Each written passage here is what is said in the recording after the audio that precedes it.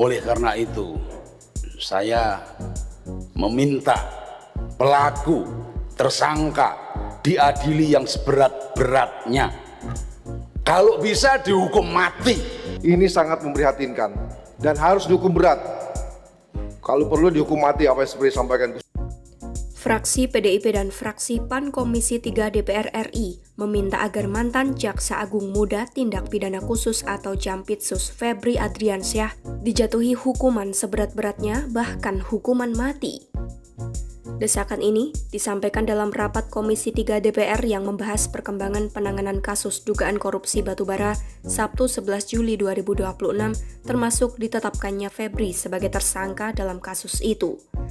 Menurut Ketua Kelompok Fraksi PDIP Komisi 3 DPR RI Falah Amru, kasus Febri adalah skandal yang mencederai rasa keadilan masyarakat karena diduga dilakukan aparat penegak hukum.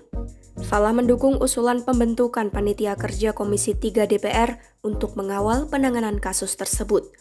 Dugaan korupsi tersebut dinilai berdampak luas karena berkaitan dengan kepentingan masyarakat.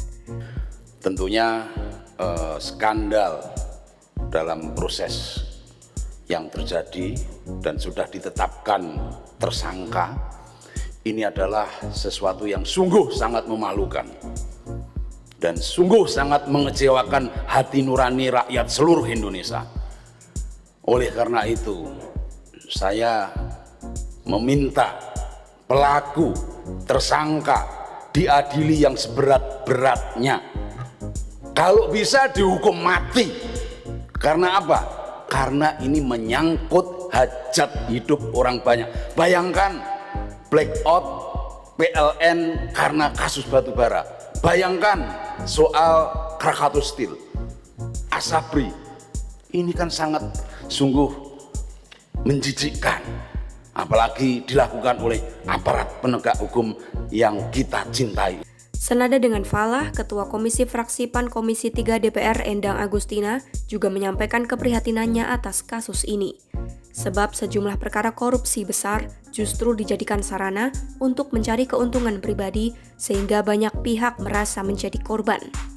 Endang pun meminta pelaku dijatuhi hukuman berat mengingat banyak masyarakat yang telah berharap aparat penegak hukum serius memberantas korupsi.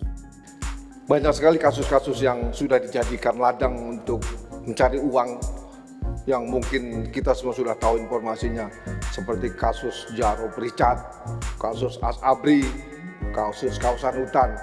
Itu banyak orang-orang yang berteriak karena menjadi korban pemerasan. Itu sangat mencederai perasaan masyarakat. Masyarakat sedang susah hidupnya, dia yang seharusnya memberantas korupsi, tetapi malah korupsi. Ini sangat memprihatinkan dan harus dihukum berat. Kalau perlu dihukum mati, apa yang seperti disampaikan Gus Fal tadi.